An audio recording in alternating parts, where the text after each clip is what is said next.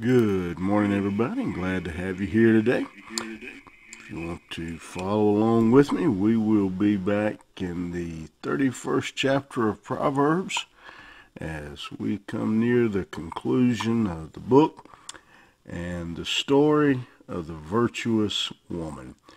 We'll be looking at verse 24 today. Verse 24 says, She maketh fine linen and selleth it, and delivereth girdles unto the merchant.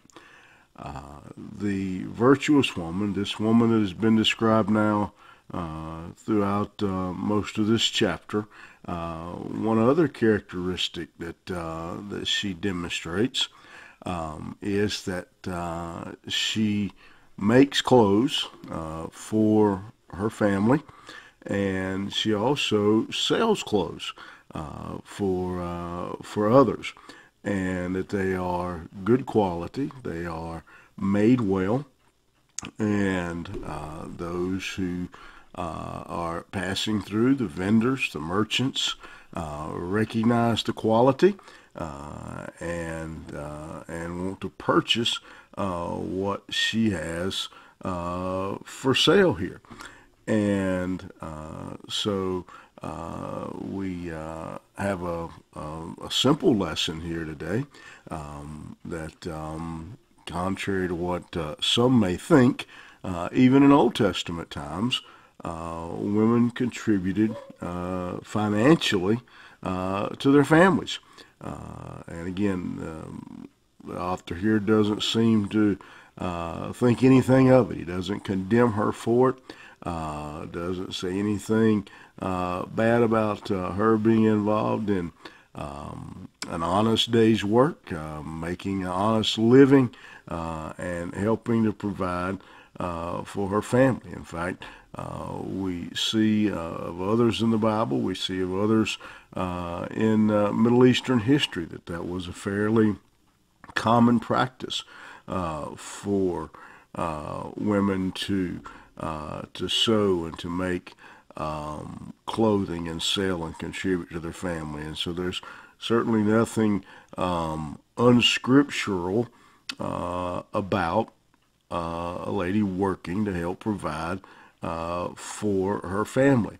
Now, that being said, it is clear from Scripture that the primary responsibility for provision does fall on the husband, that is his responsibility, but that there's nothing pointed out here, anything wrong with the woman working.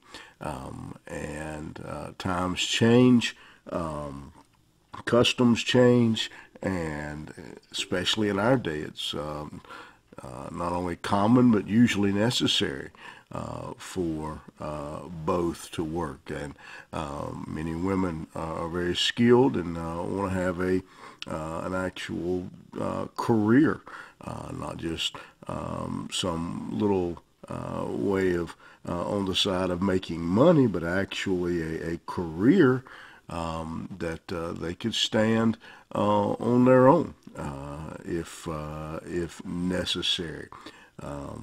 And so it's an interesting passage that the Bible sticks in here about that.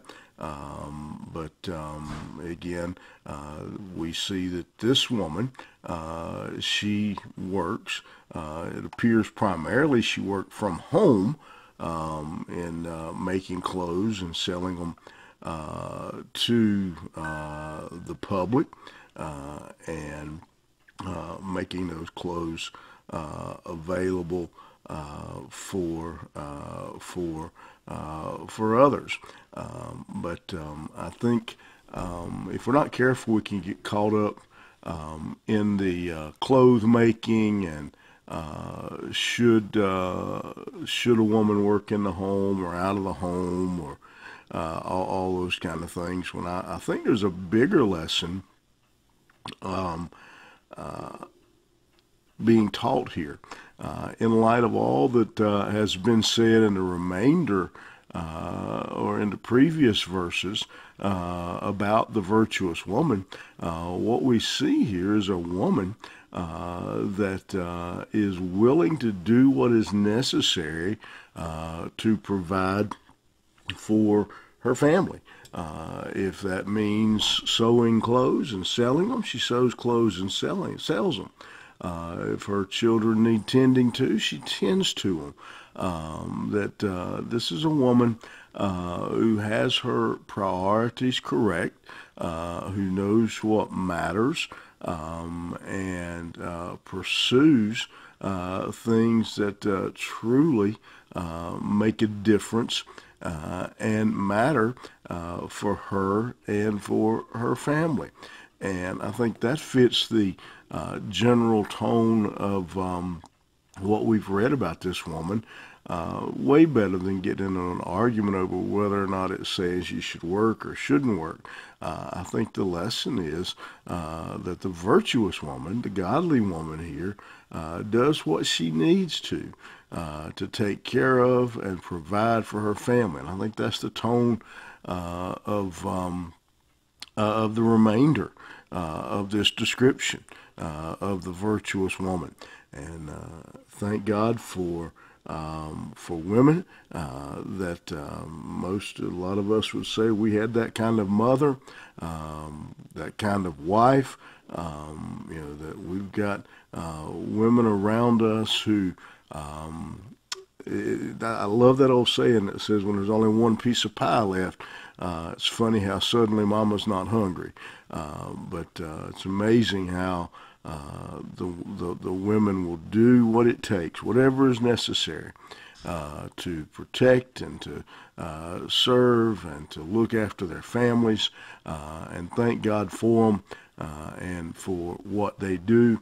And if you had that kind of mother, got that kind of wife, maybe you've got that kind of daughter that's raising your grandkids, got that kind of daughter-in-law that is having that kind of influence on your family, take a moment and give God credit and thank Him for putting that kind of woman in your life. All right, have a good day, and we'll see you back here tomorrow morning.